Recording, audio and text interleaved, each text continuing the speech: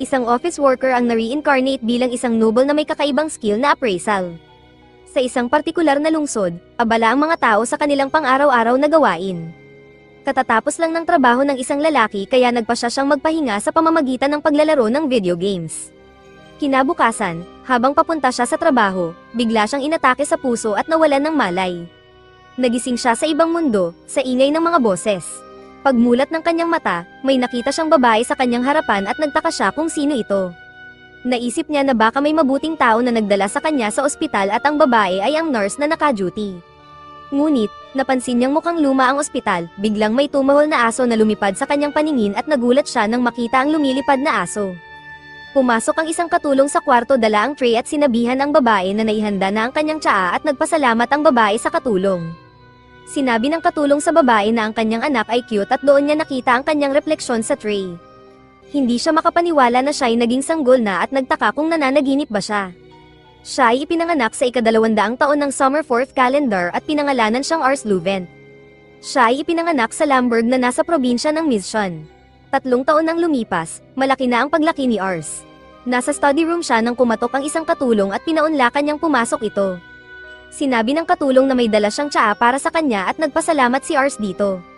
Doon niya napagtanto na nawala ang kanyang buhay sa dating mundo at siya ay muling isinilang bilang Ars Luvent. Mula nang siya'y ipanganak, natutunan niya ang pagbasa at pagsulat na nagbigay sa kanya ng kaalaman tungkol sa bagong mundo. Alam niyang ipinanganak siya sa imperyo ng Summerforth, ngunit hindi pa niya nakikita ang ganitong uri ng mapa na nagpamulat sa kanya na hindi na siya nasa mundo. Natuklasan din niya na mayroong isang teknik na tinatawag na mahika na ginagamit ng mga tao para magpakita ng mahiwagang mga pangyayari. Inisip niya na parang laro lang ang mundo, ang pamilyang Luvent na kanyang kinabibilangan ay isang marangal na sambahayan at sila ang namamahala sa isang maliit na rehiyon na tinatawag na Lamberg. Napakalaki at napakaganda ng kanilang bahay na inakala ni Ars na ito ay isang kastilyo. Marami silang mga katulong na laging nag-aalaga sa kanila at isang chef na nakatira sa bahay na nagluluto ng masarap na pagkain araw-araw. Natutuwa si Ars na siya ay na-reincarnate sa ganitong kapalaran. Mula nang siya'y ipanganak, natutunan din niya na mayroon siyang kapangyarihan na wala sa iba. Pumasok si Ars sa training room na ikinagulat ng lahat ng mga sundalo.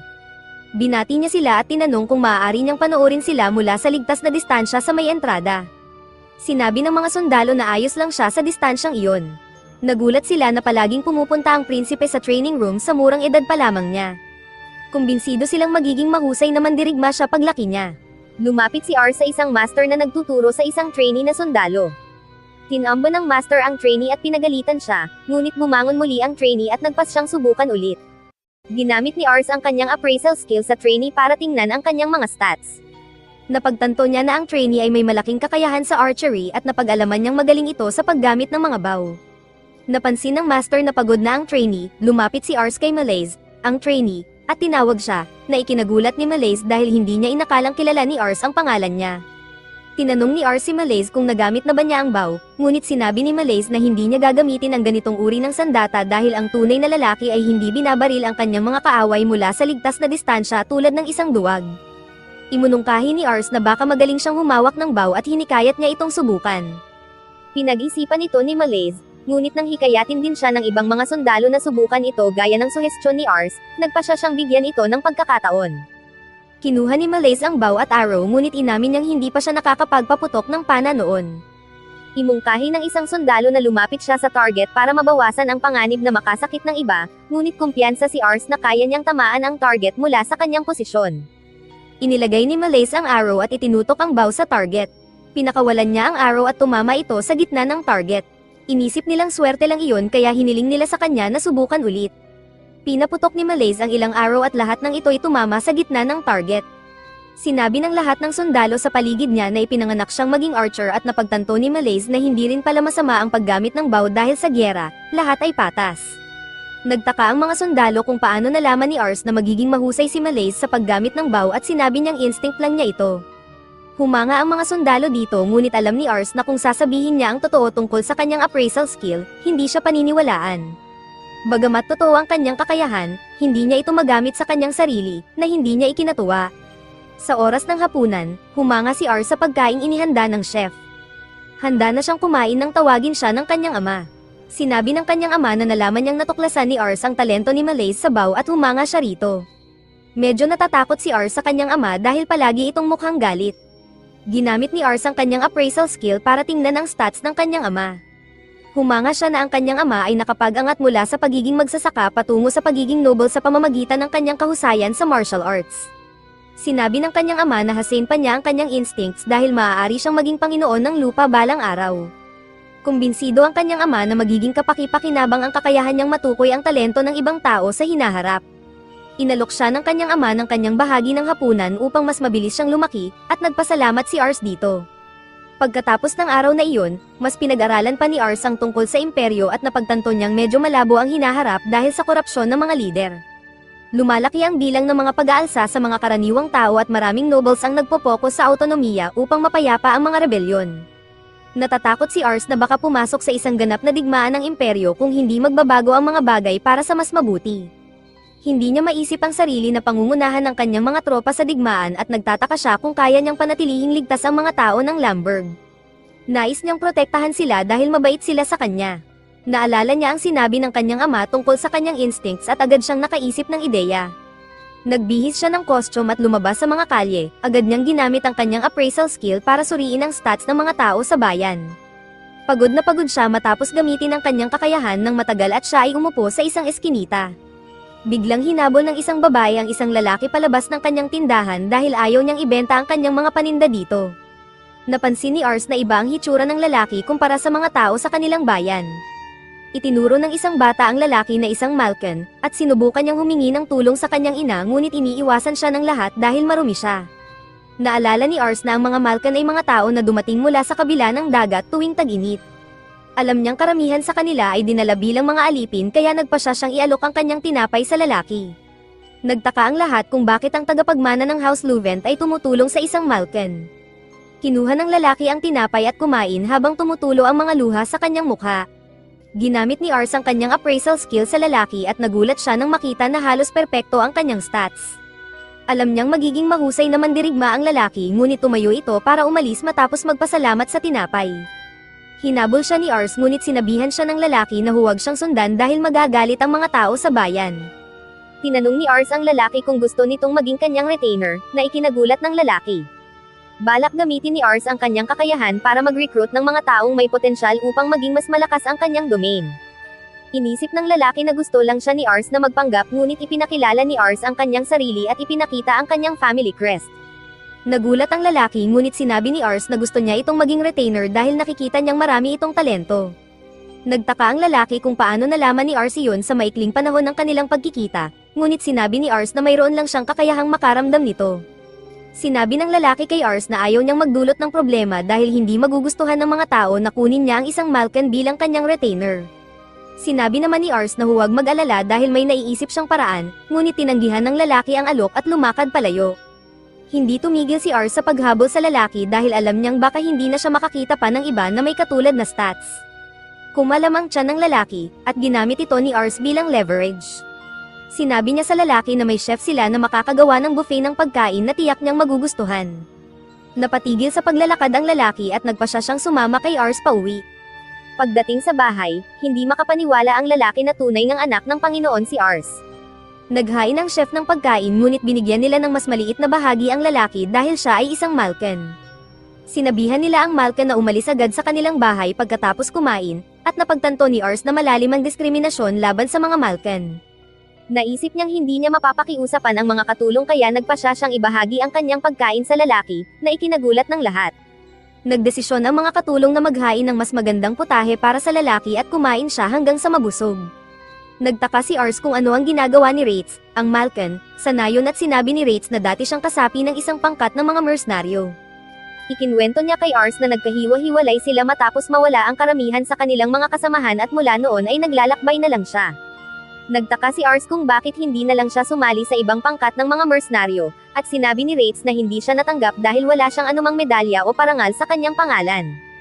Iminungkahi ng isang katulong na oras na para umalis si Rates, ngunit sinabi ni Ars na dinala niya si Rates pauwi para gawin itong kanyang retainer. Sinabi ng mga katulong na hindi ito magugustuhan ni Lord Raven, ngunit dinala pa rin ni Ars ang usapin sa kanya. Sinabi ng ama ni Ars na hindi katanggap-tanggap na gawing retainer ang isang Malkan, ngunit iginiit ni Ars na masasayang ang potensyal ni Rates kung itatapon lang nila ito. Pinaalalahanan siya ng kanyang ama na mababa ang tingin nila sa mga Malkan kaya't imposible na mayroong espesyal na talento ang isa sa kanila. Nadismaya si Ars na naniniwala ang kanyang ama sa karaniwang pananaw tungkol sa mga Malkan, ngunit sinikap niyang kumbinsihin ito ng kabaligtaran. Hiniling ni Ars sa kanyang ama na subukan si Rates kung gusto niya, at nagtaka ang kanyang ama kung bakit siya sigurado sa talento nito.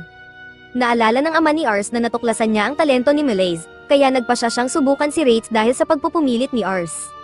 Sinabi niya kay Ars na kukunin niya si Rates bilang sundalo kung mapatunayang may talento ito, at nagpasalamat si Ars sa kanya.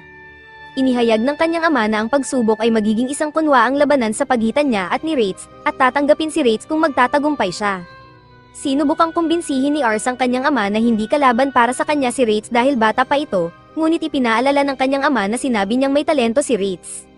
Nagpa siya ang ama na bigyan si Rates ng handicap upang mabawi ang pagkakaiba sa kanilang kahusayan at sinabihan siya na maaari na silang magpatuloy dahil naiintindihan niya ang mga kondisyon. Lumabas sila sa kwarto at nagtaka si Rates kung bakit pinipilit ni Ars na gawin siyang kanyang retainer.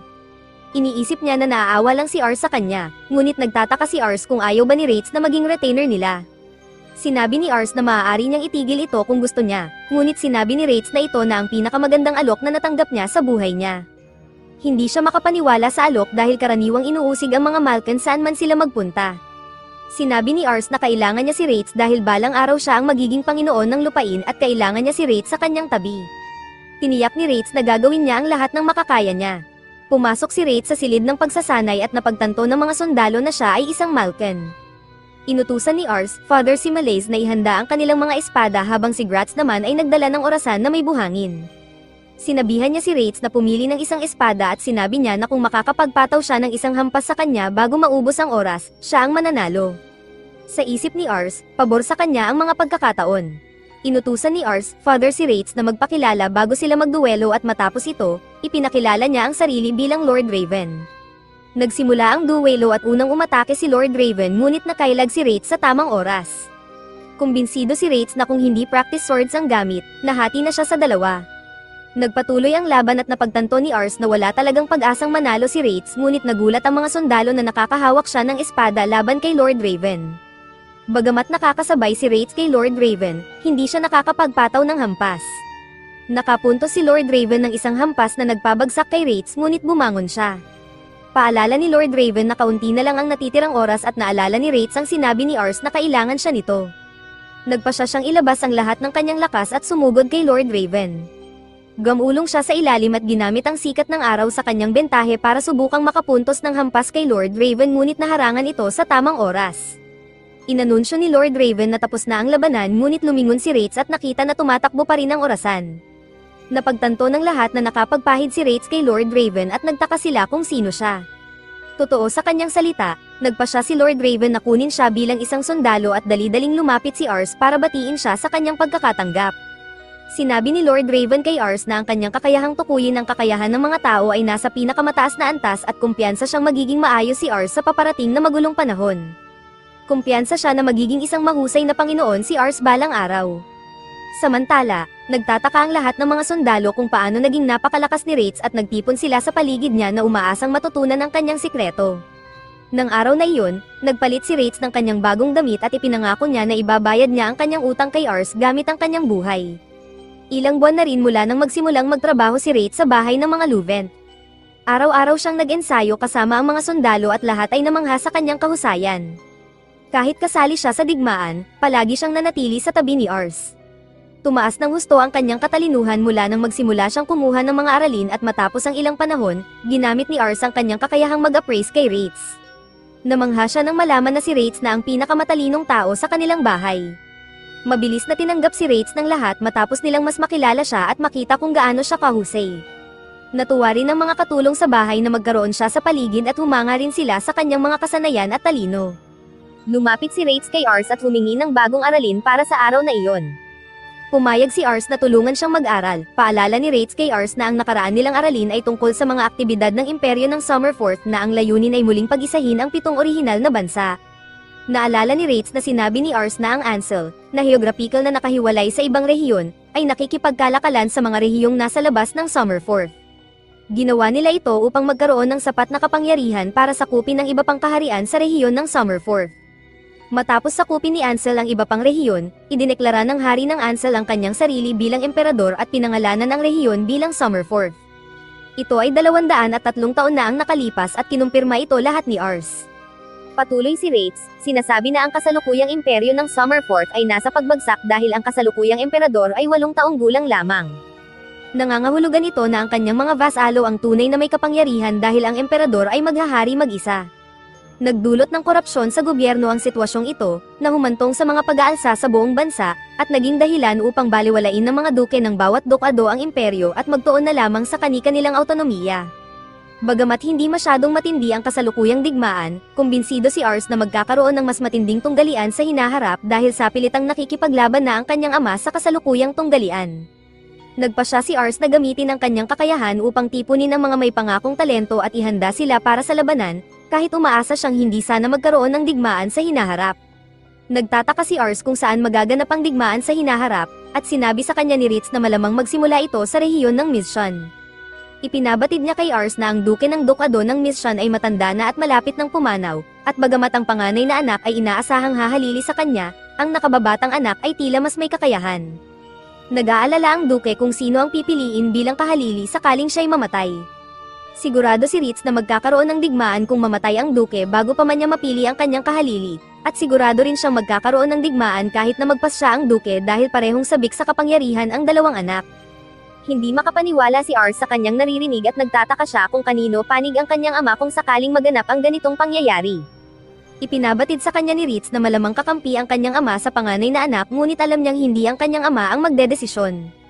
Napagtanto ni Ars na hindi direktang vasalo ng duke ng dukado ng Mizshan ang kanyang ama dahil siya ay vasalo ng ulo ng Kenare, kung saan kabilang ang Lamberg. Napagtanto ni Ars na maaaring maging kapaki-pakinabang ang kanyang kakayahang mag-appraise sa pagpapasya kung kanino papanig kung magkaroon ng digmaan. Nag-aalala si Ars dahil bagamat buhay pa ang kanyang ama, bata pa lamang siya. Dahil tanging si Ritz lamang ang naispatan niya, ayaw ni Ars na mapabilang ang kanyang ama sa minorya. Sinabi ni Ritz kay Ars na ang isang Panginoon ay maaaring umangat sa ranggo kung sila ay magkakaroon ng malaking papel sa isang aktibong digmaan. Nakikita ito ni Ritz bilang dahilan para ipagpatuloy nila ang paggawa ng kanilang makakaya upang palakasin ang kanilang sarili at tiniyak niya kay Ars na palagi siyang nariyan upang protektahan siya. Napagtanto ni Ritz na kailangan nilang maghanap ng mga may kakayahang tao at humingi siya ng tulong kay Ars. Pumayag si Ars na tulungan siya sa paghahanap ng mga talentadong tao at nangako si Ritz na sasamahan siya. Lumabas sina Ars at Ritz mula sa bahay ng pamilya at nagulat si Ars nang makita niyang nagpapraktis ang kanyang ama. Napansin niyang kamakailan lang nagpapraktis ng swordsmanship ang kanyang ama at nagtataka siya kung alam ng kanyang ama na malapit nang sumiklab ang digmaan. Napansin ni Lord Raven si Ars at nagtaka siya kung pupunta ba si Ars sa bayan. Ipinaalam ni Ars sa kanya na maghahanap siya ng natatanging talento at pinayuhan siya ng kanyang ama na maghanap ng isang mahusay sa mahika. Nagulat si Ars sa payong ito ngunit sinabi sa kanya ni Lord Raven na magiging kapaki-pakinabang ang mahika sa darating na digmaan. Hindi masyadong mahusay sa mahika si Lord Raven at alam niyang marami sa kanyang mga vasalo ay may mahika ngunit hindi sila mahusay dito. Napagtanto ni Ritz na maaaring dumating ang panahon na ang gayong mangkukulam ay maaaring magbago ng agos ng digmaan. Naalala ni Ars ang isang pagkakataon na siya ay nagcast ng mahika dahil hiniling ito ng kanyang ama. Noon, may suot siyang kakaibang gamit na may bowl ang puno ng pulang likido at binigkas niya ang isang maikling incantation ngunit ang kanyang mahika ay hindi kaaya-aya sa mata. Pagkatapos nito, hindi na muling pinahintulutan ng kanyang ama na mag-cast siya ng mahika at tinanggap na ni Ars na wala siyang talento sa mahika. Sinabi ni Lord Raven na umaasa siya sa kanya na makakahanap siya ng isang taong may talento sa mahika at nangako si Ars na gagawin niya ang lahat ng makakaya niya. Sumakay sila ng kabayo papunta sa bayan at kumbinsido si Ritz na malaki ang itataas ng kanilang lakas kung makakahanap sila ng isang taong may sapat na talento sa mahika na magiging kapaki-pakinabang sa labanan. Dahil sa hangarin na mapabuti ang kinabukasan ng kanyang tahanan, nagpasya si Ars na maghanap ng isang taong may ganitong talento. Pagdating nila sa pinatibay na lungsod sa Kenare, nagulat si Ars sa dami ng mga tao sa kalye. Ipinaalam sa kanya ni Ritz na ang lungsod ay tahanan ng 50,000 na tao, at nagulat si Ars dahil ito ay 5 beses na mas marami kumpara sa Lamberg. Itinuro niya ang kastilyo ng Kenare at sinabi niya kay Ars na ang kastilyo ay tahanan ng pamilya Pyle, na pamilya ng pinuno ng county. Napansin ni Ars ang maraming mayayamang tao sa mga kalye at umaasa siyang balang araw ay maaaring mamuhay ang mga tao ng Lamberg sa katulad na paraan. Nagpasya si Ars na gamitin ang kanyang kakayahan sa appraisal at sinimulan niyang hanapin ang may natatanging talento. Matapos ang ilang sandali, umupo sina Ars at Ritz sa tabi ng isang fountain at nadismaya si Ars dahil hindi siya nakahanap ng may natatanging talento. Ang kakayahan ng isang tao ay nahahati sa mga numero at kahusayan. Kaya kahit ano pa man ang halaga ng numero, kung walang kahusayan, hindi magiging mahusay ang pagganap ng isang tao. Tiniyak ni Ritz sa kanya na mayroon pa silang oras para makahanap ng may talento dahil kakaumpisa pa lamang nila sa kanilang paghahanap. Habang sinusundan ni Ritz ang mapa ng lungsod, huminto si Ars sa isang eskinita kung saan may mga pulubi. Sinasabi ni Ritz sa kanya ang tungkol sa isang tanyag na lugar ngunit napansin niyang may ibang tinitingnan si Ars. Lumapit si Ritz kay Ars at sinilip din niya ang eskinita. Ipinaalam niya kay Ars na habang mayaman ang iba, palaging magkakaroon ng mga pulubi. Kinilala ni Ritz na mali ang sabihin ang ganoong bagay dahil iniligtas siya ni Ars mula sa ganoong buhay ngunit sinabi niya kay Ars na wala silang magagawa para sa mga tao. Sumang-ayon si Ars kay Ritz ngunit sinabi niya kay Ritz na nagbago ang kanyang pananaw sa lungsod matapos makita ang mga taong nabubuhay sa ganoong kalagayan. Sinabi niya kay Ritz na nais niyang bumuo ng isang lipunan kung saan walang diskriminasyon sa pagitan ng mayayaman at mahihirap. Bagamat inamin niya ang pagiging naive ng kanyang mga ambisyon, sinabi niya kay Ritz na naniniwala siyang may talento ang bawat isa. Inamin ni Ritz na ipinagmamalaki niyang maglingkod kay Ars, na labis na ikinagulat ni Ars. Habang nagmamasid ang isang kakaibang tauhan, umalis ito pagkatapos silang panoorin. Dumating sina Ars at Ritz sa pinakamalaking merkado sa Kenare at nagulat si Ars sa dami ng pagkaing nakikita niya. Sinubukan ng isang mangangalakal na kumbinsihin siya na bumili ng itlog ng dragon upang magkaroon siya nito bilang alaga. Nagulat si Ars na mayroong mga dragon at mas lalo siyang nagtaka na maaari pala itong alagaan. Naakit si Ars sa mga alok ng mga ngalakal at sinabi sa kanya ng mga ngalakal na ang bihirang mga itlog ay nagkakahalaga ng isang pilak na barya bawat isa. Parang nasa ilalim ng genjutsu, sinabi ni Ars sa mga ngalakal na bigyan siya ng 3 itlog ng dragon at naghahanap siya ng pera sa kanyang bag. Hindi naman naloko si Ritz ng mga ngalakal at nagtaka siya kung bakit nagbebenta ang mga ngalakal ng mga peke sa mga tao. Ininteroga ni Ritz ang mga ngalakal habang may hawak na espada at sinubukan ng mga ngalakal na magkunwaring inosente ngunit hindi pumayag si Ritz sa ganitong pagkukunwari. Alam ni Ritz na hindi na nakikipagkalakalan ng lungsod sa kontinente kung saan maaaring matagpuan ang mga itlog. Sinabi niya sa mga ngalakal na hindi tunay ang mga itlog dahil hindi pareho ang sukat at kulay sa mga nabasa niya sa mga libro. Kumbinsido siyang mga itlog ng butiki ang mga ito na pinapalabas ng mga ngalakal na itlog ng dragon ngunit itinanggi ito ng mga ngalakal. Handa na si Ritz na kitilin ang buhay ng mga ngalakal sa pagtatangkang lokohin si Ars at nagsimula ng magdasal ang mga ngalakal para sa kanyang huling oras. Nakialam si Ars at nagmakaawa kay Ritz na patawarin ang mga ngalakal dahil hindi na niya bibilhin ang mga itlog. Humingi ng tawad si Ritz sa pag-akto ng walang ingat ngunit pinasalamatan siya ni Ars sa pagligtas sa kanya mula sa pagkakaloko. Nagtataka siya kung lolokohin din siya ng ibang mga ngalakal tulad ng mga ngalakal ng itlog. Nagpasya siyang maging mas may kaalaman upang hindi na mauwi sa pagkitil ng buhay ni Ritz ang mga sitwasyon. Nagpasya silang ipagpatuloy ang paghahanap ng talento ngunit nagpahinga muna sila para magtanghalian. Pinag-iingat ni Ritz si Ars na kumain ng dahan-dahan habang iniabot niya ang isang steak, ngunit bigla niyang napansin ang isang tindahan na nagbebenta ng candy. Dali-dali siyang lumapit na may dalang pera at hiniling sa tindero na bigyan siya ng ilan ngunit may isang tao ang sumagi sa kanya at nakuha ang kanyang supot ng pera. Hindi napansin ni Ars ang nangyari at inakala niyang aksidente lamang ang pagkakabangga sa kanya ng tao dahil mukha itong nagmamadali. Sinabihan siya ni Ritz na nanakaw ang kanyang pouch at tiniyak niya kay Ars na hahabulin niya ang magnanakaw.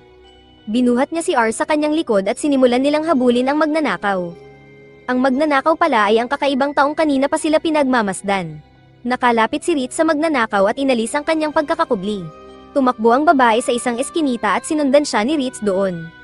Bigla ang napalibutan ng mga bandito ang magnanakaw at sinaktan siya ng kanilang pinuno dahil sa tangkang pagtakas. Sinubukan ni Ars na makialam at pigilan ng mga lalaki sa paghampas sa babae ngunit nagalit ang pinuno dahil sa kanyang presensya. Sinubukan nitong atakihin si Ars ngunit hinadlangan ito ni Ritz at gumanti siya ng atake. Tinalo niya ang pinuno at nagpa siya ang mga kasamahan nito na atakihin si Ritz. Isa-isa silang tinalo ni Ritz hanggang sa tumakas sila. Nagtaka si Ars kung ayos lang ba ang babae at ginamit niya ang kanyang kakayahang mag-appraise sa kanya. Nadiskubre niya na ang babae ay may S-tier na kakayahan sa mahika at mataas ang kanyang kasanayan. Nakita niyang ang pangalan ng babae ay Charlotte at nagulat siya sa kanyang mga kakayahan sa kabila ng kanyang murang edad. Napagtanto ni Ars na napakataas ng kapangyarihan sa mahika ni Charlotte bagamat hindi siya gaanong bihasa sa ibang anyo ng labanan. Lumapit si Ritz kay Charlotte at sinabihan siya na ibalik ang pouch ni Ars ngunit hiniling ni Ars na maging isa siyang vassal niya. Nagulat si Ritz dito dahil inakala niyang isa lamang karaniwang magnanakaw si Charlotte, ngunit ipinaliwanag sa kanya ni Ars na pambihira ang talento sa mahika ng babae. Tumanggi si Charlotte sa alok ni Ars dahil ayaw niyang magtrabaho para sa isang bata na may katulad niyang katayuan, at nagulat si Ars. Sinubukan niyang kumbinsihin siya na ipahiram sa kanya ang kanyang kapangyarihan, ngunit sinabi niya na hindi pa niya kailanman nagamit ang mahika. Sinabi ni Ars na nakikita niya na mayroon siyang kahanga-hangang kakayahan sa mahika at napagtanto rin niya na nagnanakaw siya dahil sa kanyang mahirap na buhay. Sinabi niya kay Charlotte na maaari siyang mamuhay ng mas maganda kung magiging vassal niya, ngunit sinabi ni Charlotte na iyon ay opinyon mula sa pananaw ng isang maharlikang tao. Nagtaka siya kung bakit palaging minamaliit ng mga maharlika ang mga taong tulad niya. Sinabi ni Charlotte kay Ars na ayaw niyang maging kasangkapan para protektahan ang kanyang marangyang buhay, ngunit sinubukan ni Ars na kumbinsihin siya na hindi siya katulad ng ibang mga maharlika. Sinabi niya sa kanya na ang kanyang pangarap ay lumikha ng isang lungsod kung saan maaaring mamuhay ang mga tao ng may kapayapaan at walang takot sa diskriminasyon. Sinabi ni Charlotte na hindi siya makapaghintay para sa kanya na lumikha ng ganitong utopia kung hindi siya sigurado sa araw na mangyayari ito. Iniisip niya na sinusubukan lamang siyang kunin ni Ars para magmukhang mabuti, kaya tinanggihan niya muli ang alok niya. Sinabi ni Ritz na ibalik niya ang pouch na kanyang ninakaw at nakipagtulungan siya dahil ayaw niyang manatili sa utang nila dahil iniligtas nila siya. Nagtaka si Ars kung sino ang mga lalaking iyon at sinabi sa kanya ni Charlotte na sila ay mga tauhan ng ilang mga ngalakal ng alipin na kanyang tinakasen. Sinubukan ni Ars na kumbinsihin siya na tumakas pa ng mas malayo, ngunit sinabi niyang hindi niya magawa at nagtaka si Ars kung bakit. Biglang may ilang bata ang tumakbong lumapit upang salubungin si Charlotte. Nagtaka si Ritz kung sino ang mga bata at sinabi ni Charlotte na sila ay mga ulilang nakatira sa eskinita, katulad niya. Sinabi niya na hindi niya basta may iwan ng mga bata kaya nagpa siya si Ars na ibigay sa kanya ang kanyang pouch. Mamaya sa araw na iyon, nakaupo si Ars sa isang bangko sa labas ng kanyang kwarto. Sinubukan ni Ritz na kumbinsihin siyang pumasok sa kwarto dahil malamig sa labas, ngunit hindi gumalaw si Ars. Sinabi ni Ritz kay Ars na naiintindihan niya si Charlotte dahil dati rin siyang katulad niya. Sinabi niya kay Ars na malamang ay pinahirapan si Charlotte ng mga noble, kaya naman iniisip niyang pare-pareho lang ang mga noble. Pinapalakas niya ang loob ni Ars na naiiba siya, pero sinabi ni Ars na binaliwala niya ang kanyang pribilehiyo. Sinabi rin ni Ars kay Ritz na tama si Charlotte tungkol sa kanya. Bigla niyang nakita ang mga ulila na tumatakbo sa mga kalsada at tinatawag si Charlotte. Lumabas si Ars para salubungin sila at sinabi nilang nahuli si Charlotte. Itinapon ng mga bandido si Charlotte sa lupa sa kanilang kuta at binugbog siya dahil pinahirapan niya ang kanilang mga trabaho. Patuloy siyang binubugbog ng mga bandido pero wala nang naramdaman si Charlotte, na lalong ikinagalit ng mga bandido dahil hindi siya umiiyak o humihingi ng tulong sa iba. Binalaan ng lider ng mga bandido ang kanyang mga tauhan na tigilan na ang pagbugbog kay Charlotte dahil may bumibili na sa kanya at ayaw niyang masira ang mukha nito. Sinabi niya na ayaw niyang magalit ang kanyang customer at pumayag ang mga bandido na itigil ang pagbugbog kay Charlotte. Bigla nilang napansin ang isang pouch na malapit kay Charlotte at inakala nilang isa ito sa mga pouch na ninakaw niya sa mga tao sa kalsada. Kinuha nila ang pouch at napansin nilang may lamang malaking halaga ng pera, pero inagaw muli ni Charlotte ang pouch at sinubukang tumakas. Hinabol siya ng mga bandido at pinigilan, sinusubukang patunayan na hindi siya makakatakas sa kanila. Naalala ni Charlotte ang mga mukha ng mga batang kanyang inaalagaan at ang lahat ng magagawa ng pera sa pouch para sa kanila. Sinabi ng lider ng bandido sa kanya na walang saysay ang pagtakas dahil ang naghihintay lang sa kanya ay isang buhay ng kahirapan. Sinusubukan niyang kumbinsihin siya na tanggapin ang kanyang bagong realidad at isisi lahat sa kanyang mga magulang na iniwan siya, ngunit biglang may sumugod at pinabagsak ang bantay na maton sa pinto. Nabasag ang pinto at nagtataka ang mga thugs kung sino ang nakikialam sa kanilang negosyo. Pumasok si Ritz sa silid at nakilala siya ng maton mula sa kanilang away sa eskinita. Sinubukan ng mga maton na mapabagsak si Ritz ngunit pinabagsak niya ang sinumang sumugod sa kanya. Nagdesisyon ang lider ng mga maton na pahintuin ang natitira sa kanila sa pakikipaglaban kay Ritz at biglang pumasok si Ars, nag-aalala kung ayos lang ba si Charlotte. Nagtataka si Charlotte kung ano ang ginagawa ni Ars sa base ng mga maton, at hindi makapaniwala ang lider ng mga maton na si Ars ay sobrang tiwala na makakalabas siya ng walang problema matapos niyang sirain ang pinto. Ginamit ni Ars ang kanyang ability bilang appraiser para ibunyag na ang pangalan ng leader ng maton ay Albert at nagtataka siya kung isa itong slave trader. Nagulat si Albert na nakilala siya ni Ars at napagtanto niyang si Ars ay isang noble. Inutusan ni Ars na pakawalan si Charlotte ngunit sinabi ni Albert na hindi niya magagawa dahil merchandise si Charlotte para sa kanya. Sinubukan niyang ipaunawa kay Ars dahil iniisip niyang katulad siya ng ibang mga noble na bumibili ng mga alipin mula sa kanya. Lumapit si Ars sa kanya at sinabing hindi siya katulad ng ibang mga noble. Nagmakaawa si Charlotte kay Ars na huwag nang lumaban pa, nagtataka kung bakit siya ipinaglalaban ni Ars kahit hindi pa sila lubusang magkakilala. Biglaang nagtanong si Ars kung bakit walang sigla ang mga mata niya, sapagkat ito'y gumugulo sa isip niya mula nang una silang magkita. Ginamit ni Ars ang kanyang appraisal ability sa kanya at napansin niyang ang ambition score niya ay 1. Nagtataka si Albert kung ano ang pinagsasabi ni Ars at ipinaliwanag ni Ars sa kanya na ang ambisyon ng isang tao ay ang mga pag-asa nila para sa kanilang sarili. Ipinapahayag nito ang pagnanais na umunlad at ang pag-asa para sa kinabukasan. Ipinaliwanag ni Ars na sumuko na si Charlotte sa kanyang hinaharap, at iyon ang dahilan kung bakit ang kanyang ambition score ay 1 lamang. Nagtataka si Ars kung maisip kaya ni Albert kung mayroong mas malungkot pa sa taong nawalan na ng pag-asa para sa kanilang kinabukasan. Tumawa lang si Albert dahil alam niya na si Charlotte ay isang alipin at ang mga alipin ay walang kinabukasan. Nagtataka si Ars kung bakit tumatawa si Albert samantalang dapat bilang isang matanda, protektahan niya ang kinabukasan ng mga bata ngunit pinili niyang nakawin ang kinabukasan ni Charlotte. Galit si Ars dahil naglakas loob pa ring tumawa si Albert tungkol doon dahil inagaw nila kay Charlotte ang kakayahan na magpasya para sa kanyang hinaharap. Naalala ni Charlotte noong siya ay nakaupo ng malungkot sa isang eskinita, sinusubukang alalahanin ng huling pagkakataon na siya ay lumuha. Napagtanto niya na ang pag-iyak ay hindi nakakatulong sa kanyang problema at hindi rin ito nagpapabuti sa kanyang tsansa na mabuhay. Sumuko si Charlotte sa kanyang mga pangarap matapos niyang mapagtanto na ang tadhana ng mga tao ay natutukoy sa sandaling sila ay ipanganak. Isinara ni Charlotte ang kanyang puso sa mundo upang pigilan silang makasakit sa kanya sa pamamagitan ng kanilang matatalim na titig at mapang mataas na mga tingin. Napilitan si Charlotte na magnakaw matapos niyang mapagtanto na ang pag-iyak ay para sa mga mahihina at mag-iiwan sa kanya na vulnerable sa mundo. Nagpasya siyang ituon ang lahat ng kanyang atensyon sa pagtataguyod ng buhay at gawin ang lahat upang maging matatag para hindi na siya kailanman umiyak muli.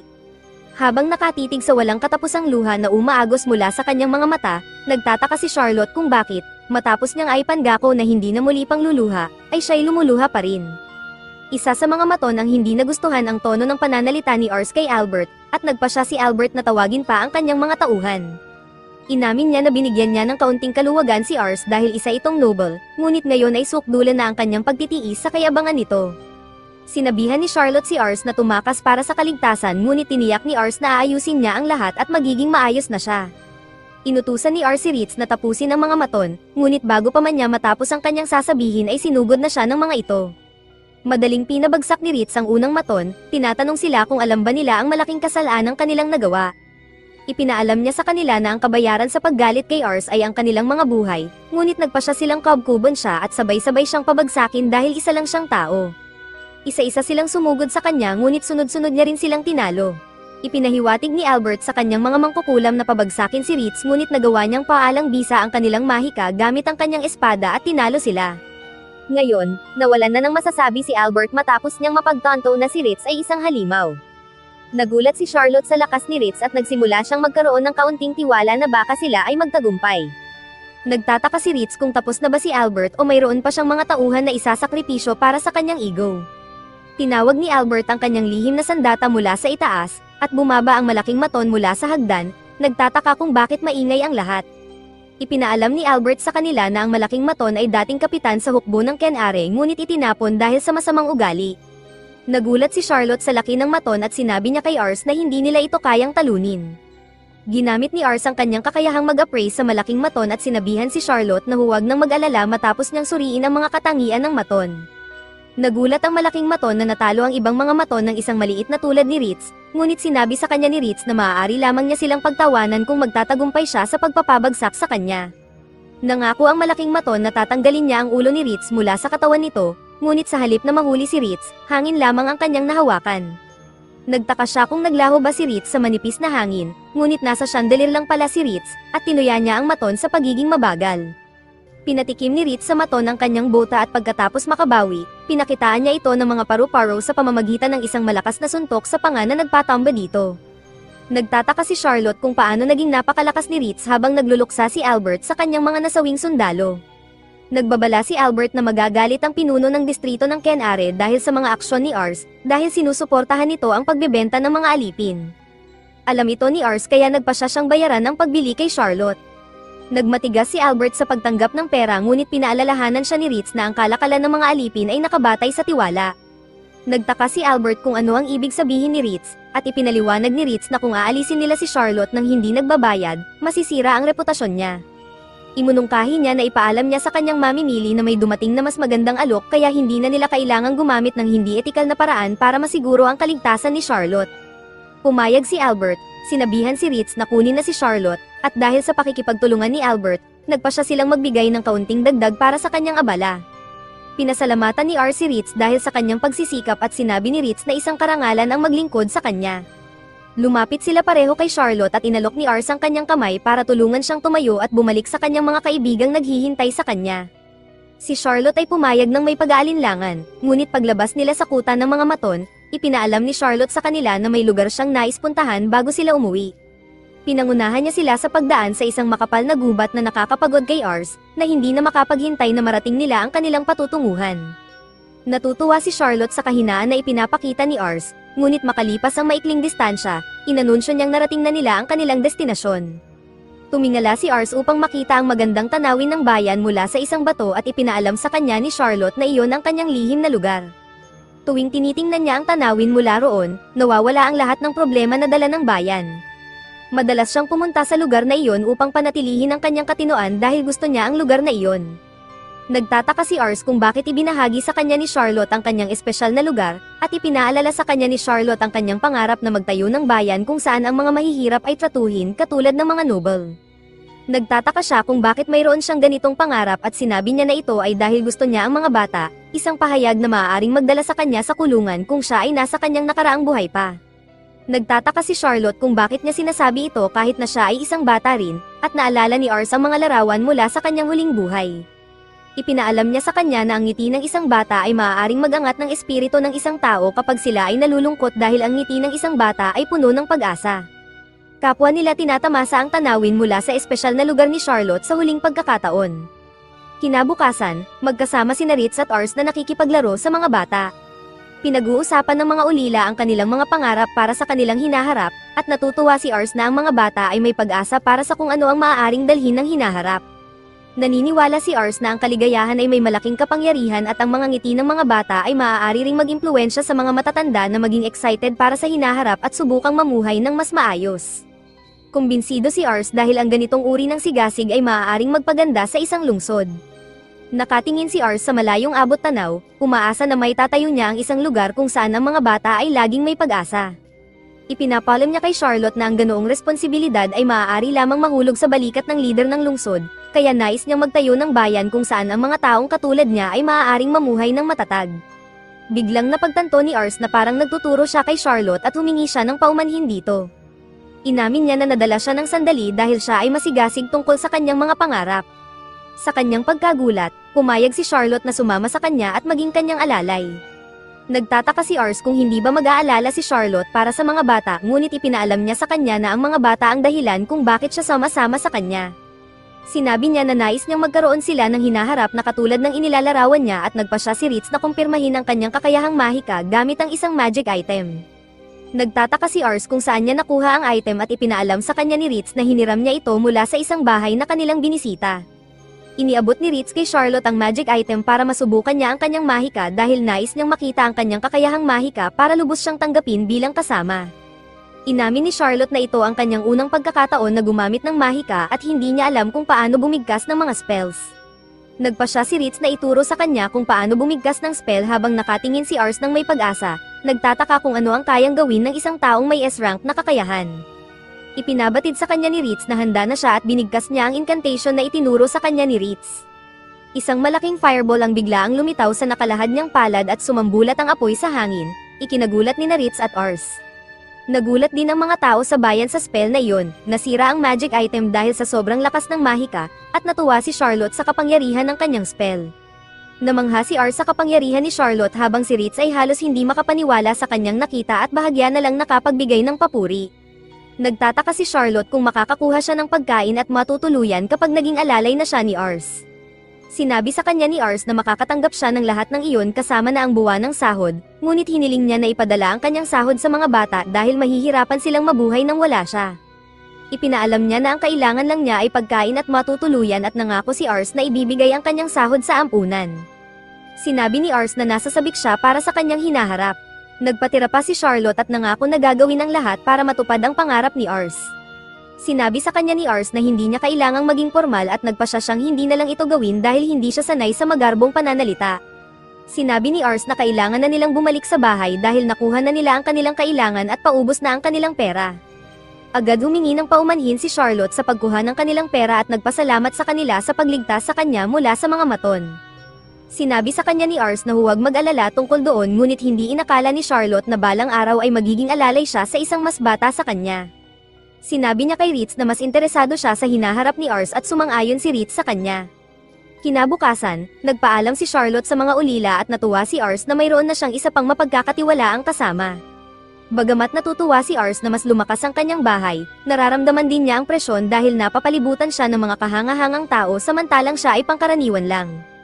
Nagpasya si Ars na manatili sa kanyang pangarap at gawin ang lahat ng makakaya para matupad ito. Sa kanilang pagbabalik, huminto sila para kumain ng merienda ngunit napansin ni Ritz na hindi maganda ang table manners ni Charlotte.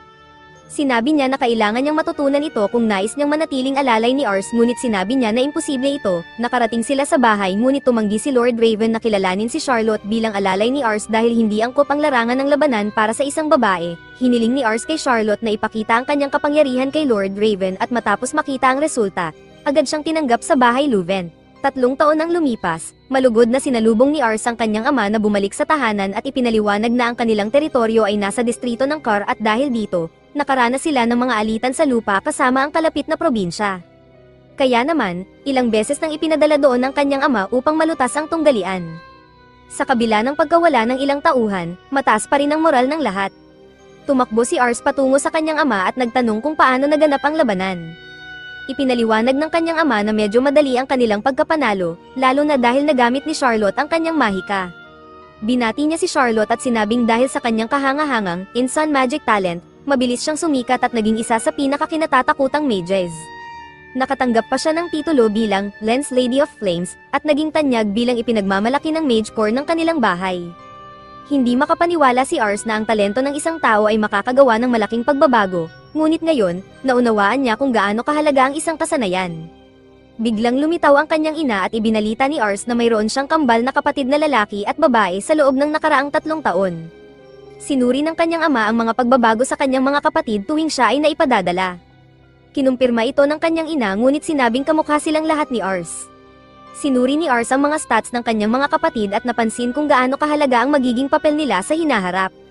Bigla, dumating si Rates na nagsasabing maaari sana silang makahanap ng mas mahuhusay na tao dahil isang pamilya ng mga hunter ang lumipat sa kanilang lupain at pinupuri ang mga nakatatandang kapatid dahil sa kanilang kasanayan. Nagpasya si Ars na suriin ito kinabukasan at naghanda siyang umalis kasama si Rates sakay ng kabayo. Ipinaliwanag ni Rates na nakatira ang pamilya sa kagubatan ngunit nais malaman ni Charlotte kung ano ang gagawin niya. Ipinaliwanag ito ni Ars at nagpasya si Charlotte na sumama bilang escort ni Ars dahil araw niya ito na walang trabaho. Komportable ang pagkakasakay ni Ars sa kabayo ngunit sa tingin ni Charlotte ay masyadong matagal ang biyahe. Ipinaliwanag ni Rates na kasalanan ito ni Charlotte dahil hindi siya marunong sumakay at napilitan silang sumakay sa iisang kabayo. Nagreklamo si Charlotte, binanggit na magaan lang sila ni Ars at dapat bumaba si Rates at tumakbo. Tumanggi siya dahil siya ang nagpumilit sumama sa kanila. Iginiit niya na gusto niyang magsilbing escort para kay Ars ngunit iginiit din ni Rates na kaya niyang gawin ang lahat mag-isa. Patuloy ang kanilang pagtatalo, binanggit ni Charlotte na siya ang dapat magprotekta kay Ars dahil sa kanyang tunay na mga nagawa sa labanan. Gayunpaman, napansin ni Ars na habang naghahanap siya ng bagong mga kasama, unti-unti niyang hinahati ang kanyang mga kasamahan. Sa kanilang pagpapatuloy, may napadaang baboy ramo ngunit biglang nabaril ito ng isang pana. Namangha sila sa nasaksihan at napansin ang dalawang nabanggit na magkapatid. Habang nag-uusap, pinupuri ng magkakapatid ang isa't isa habang kinikilala ang kanilang kompetisyon. Ipinapaliwanag ni Rates na sila ang hinahanap nila pagkatapos mapansin ang grupo. Humingi ng paumanhin ang magkakapatid dahil hindi nila napansin ang grupo, at ginamit ni Ars ang kanyang kasanayan upang suriin ang kanilang mga stats. Nakilala niya silang sina G2 at Marcus at nalaman niyang ang kanilang kahusayan ay nasa mid-60s, na may A-rank aptitude si G2 para sa infantry habang si Marcus ay para sa archery. Tinanong ng magkakapatid kung ano ang ginagawa nila doon, at sinabi ni Ars na naroon siya para humingi ng isang bagay. Dinala sila ng magkakapatid sa kanilang bahay at binigyan sila ng kanilang ama ng malaking kainan. Humingi ng paumanhin ang matandang lalaki dahil ito lang ang kaya niyang ihain, ngunit agad na sinimulan ni Charlotte ang pagkain. Nagtanong siya kung anong klase ng karne iyon, at ipinaliwanag ni Gidos na iyon ang baboy ramon na kanilang nahuli. Ibinahagi niyang mahirap silang mahuli dahil maliit at mabilis ang mga ito ngunit masarap. Gayunpaman, pinayuhan ni Rate si Charlotte na magpakita ng kaunting pagpipigil dahil kumikilos siya bilang isang escort. Tinanong ng ama ng magkakapatid kung ano ang kailangan ni Ars sa kanila. Direkta si Ars at binanggit niya na nais niyang maglingkod sina Gidos at Marquez bilang mga sundalo para sa kanyang pamilya. Nasabik ang kanilang ama at binanggit ni Ars na mahusay niyang nakikilala ang talento ng isang tao, na lalong nagpasaya sa pamilya. Sinabi ng ama kung paano nila ngayon maisasakatuparan ang kanilang pangarap na maging mga sundalo. Nangako ang magkakapatid na gagawin nila ang kanilang makakaya, at nabanggit niya kung gaano mas mature si Ars kumpara sa kanyang pinakabatang anak na si Rosal na kaedad lang ni Ars. Naging mausisa si Ars at ipinaliwanag na ang kanyang mas batang anak ay medyo hindi gaanong mahusay. Sa parehong oras, pumasok ng palihim ang batang iyon sa silid at kumuha ng isang tinapay. Tinanong ni Ars kung nasaan si Rosal, at nagtanong si Charlotte kung siya ba iyon. Napansin nilang lahat ang bata at sinabi ng ama na itigil ang paglalakad-lakad nang hindi bumabati sa kanyang Panginoon. Napalingon ang bata at halatang sobrang nahihiya para bumati ng maayos. Napansin ni Rate ang pagkakaiba ng buhok niya kumpara sa kanyang kapatid. Biglang na-activate ang kakayahan ni Ars at nakita niya ang malaking potensyal ng batang ito. Hindi lang basta-basta ang kanyang ingenuity na umaabot sa 100 at siyam, mayroon din siyang ilang A-rank skills at isang S-rank na strategist. Hindi makapaniwala si Ars sa kanyang ingenuity, at inisip niyang parang isang sikat na general ang muling nabuhay. Sa isip niya, isang monster si Rosal at duda siyang makakita pa siya ng mas mataas na stats sa buong imperyo. Alam niyang mababa ang stats ni Rosal dahil 5 taon pa lang ito, ngunit sa tamang pagsasanay, magiging isang kahangahangang retainer ito sa hinaharap. Humarap ang ama at humingi ng paumanhin dahil sa kakulangan ni Rosal kumpara sa kanyang mga kapatid. Ngunit agad na sinabi ni Ars na gusto rin niyang maging retainer si Rosal. Hindi makapaniwala ang pamilya at sinubukan ng ama na pigilan ito sa pagsasabing magdudulot ng problema si Rosal. Ngunit tinanggihan ito ni Ars at personal na inanyayahan si Rosal na sumama sa kanya. Nagtatanong si Rosal sa sarili, ngunit ipinaliwanag ni Ars na alam niyang may talento siya at hiniling na sumama siya. Ngunit, nagsimulang tumulo ang luha ni Rosal dahil inisip niyang pinipilit lang siyang lumaban sa hinaharap. Inimagine niya ang nakakatakot na mukha ni na Ars, Rate, at Charlotte na handang samantalahin siya ng walang pag-aalinlangan. Tumanggi si Rosal dahil alam niyang mamamatay siya at tumakbo palayo. Hindi makapaniwala si Ars sa pagtanggi sa kanya ngunit binanggit ni Rates na nakita niya na ito dati habang tinitingnan si Charlotte. Humingi ulit ng paumanhin ang ama at binanggit na malamang hindi pumayag si Rosal dahil mahina at mahiyain ito kumpara sa kanyang mga kapatid. Ipinaliwanag niya na 2 taon na ang nakalipas mula nang pumanaw ang kanilang ina at mula noon ay nag-iisa na lang si Rosal. Karaniwan, ang anak ng isang mangangaso ay magiging abala sa pagputol ng kahoy at pagsasanay sa paggamit ng pana sa edad na 5. Ngunit dahil kulang siya sa mga kasanayan, malamang ay mahihirapan siyang mabuhay, lalo na sa pakikidigma. Subalit, sinabi ni Ars na ang talento ni Rosal ay hindi para maging isang sundalo tulad ng kanyang mga kapatid dahil ang kanyang mga talento ay magiging mahusay na strategist. Naguluhan man ng ama, napagtanto niya na matalino at mahusay magsalita ang kanyang anak. Naniniwala si Ars na malaki ang maitutulong ng katalinuhan ni Rosal sa kanila at nagpasya siyang pumasok at muli itong kausapin. Pagpasok nila, kinuha ni Rosal ang kanyang libro at damaykit sa dingding. Humingi ng paumanhin si Ars dahil sa pagkagulat ni Rosal at sinubukang magpaliwanag. Tinanong niya kung gusto ni Rosal ang mga libro, at kinumpirma ito ni Rosal. Binanggit ni Rosal na iyon lang ang libro niya pero dati itong binabasa ng kanyang ina sa kanya palagi. Nalungkot si Ars sa narinig at ipinaliwanag ni Rosal na kapag siya ay nagbabasa, nakakalimutan niyang mahina siya sa iba pang bagay. Sa kabila ng pagkadismaya, lumapit si Ars at tinanong kung gusto ni Rosal na bisitahin ang library ng kanilang pamilya. Kinumpirma ni Ars na marami silang libro at pwedeng kumuha si Rosal ng kahit ano na gusto niya. Subalit, sinubukan ni Rosal na tumanggi dahil iniisip niya na baka gamitin siya ni Ars at pilitin siyang gawin ang nais nito. Sinabi ni Ars na hindi, dahil naisip niya na baka masiyahan si Rosal sa pagbabasa ng iba't ibang libro nang walang kapalit. Ngunit, kinontra ito ni Ars at hinawakan ang mga kamay ni Rosal habang binibigyang diin na ang tunay na lakas ni Rosal ay ang kanyang isip. Kung gagamitin niya ang kanyang talino, makakalikha siya ng isang bitag na magpapahanga sa kanyang ama. Hindi maniwala si Rosal sa kanyang sarili, ngunit pinalakas ng loob siya ng kanyang mga kapatid sa pagsasabing tutulungan nila siya. Nagdesisyon siyang subukan ito, at pagkatapos ng ilang araw, nagulat ang kanilang ama sa kakaibang istruktura. Sinabi ng kanyang mga anak na silipin ito, at hindi makapaniwala ang ama sa dami ng Sears sa loob. Ipinaliwanag nila na si Rosal ang gumawa ng bitag at itinulak siya pasulong. Ipinaliwanag ng bata na alam niyang kailangang mangaso ang kanyang ama kung maging mga sundalo ang kanyang mga kapatid. Kaya't binasa niya ang tungkol sa ugali ng mga Sears at gumawa ng bitag na batay dito. Itinuro rin ng mga kapatid ang ilang mga halaman na nakabitin sa ilang puno, at ipinaliwanag ni Rosal na ayaw ng mga batang Sears at mga inang nagpapasuso sa amoy nito, kaya't maiiwasan nila ang bitag. Sa ganitong paraan, napapanatili ang balanse sa kalikasan, tulad ng nais ng kanyang ama. Sa muling pagtingin sa paligid, naging malamig ang ama at sinabihan ang kanyang mga nakatatandang anak na umalis sa bahay at isama si Rosal. Pagkatapos, hiniling niya kay Ars na alagaan si Rosal. Lumakad palayo ang matandang lalaki, na nagdulot kay Rosal ng pakiramdam na siya ay kinamumuhian. Habang sinubukang umalis ni Rosal dahil sinabihan siyang lumayas, pinigilan siya ni Ars at sinabing bumalik sa bahay dahil tiyak na may dahilan ang kanyang ama. Sa gabi, pinakiusapan ni Rosal ang sarili na kinamumuhian siya ng kanyang ama dahil nagkasakit ang kanyang ina pagkatapos niyang ipanganak, at kalaunan ay namatay ito. Naniniwala siya na kinamumuhian siya ng kanyang pamilya at sinisisi siya sa pagkamatay ng kanyang ina. Ito ang dahilan kung bakit siya nagkulong sa kanyang kwarto. Naisip niya na sana ay hindi na lang siya ipinanganak at nagsimula siyang umiyak. Bigla niyang narinig ang ilang ingay sa labas, ang kanyang mga kapatid at ama ay nasa bubong, at sinikap ng mga kapatid na hindi gumawa ng ingay habang pinasasalamatan ang kanilang ama sa pagpapalaki sa kanila. Nagbahagi silang lahat ng inumin habang sinabi ng kanilang ama na pasalamatan nila ang kanilang ina para dito. Tinanong ni Guidos kung bakit malamig ang pagtrato ng kanilang ama kay Rosal sa kabila ng pagsisikap nitong magpahanga. Ngunit simpleng sinabi ng ama sa mga nakatatandang kapatid na dapat kamuhiin siya ni Rosal. Ipinaliwanag niya na naging masyado siyang mahigpit kay Rosal at nabigong mapansin ang talento nito dahil nakatuon siya sa mga bagay na hindi nito magawa. Iniisip niya na siya ay nabigo bilang ama dahil hindi niya nakita ang potensyal ng kanyang anak. Kaya naman, nais niya na mamuhay si Rosal sa isang lugar kung saan siya makakasilang. Ang problema, mabait si Rosal tulad ng kanyang ina at nagmamalasakit sa kanilang pamilya. Kaya nagdesisyon ng ama na piliting kamuhian at resentihin siya ni Rosal upang tuluyan na itong umalis. Nagsimula siyang umiyak at nagmakaawa sa kanyang mga anak na suportahan si Rosal at huwag mabaigo tulad niya. Nakikinig si Rosal sa kanilang pag-uusap at umiiyak. Kinabukasan, dumating sina Ars at Rates upang sunduin ang lahat. Pinili ni Rosal na hindi pansinin ang kanyang ama at nagdesisyong umalis nang hindi nagpapalem. Malungkot ang kanyang ama ngunit nagpas siyang magtuon na lang sa pagputol ng kahoy.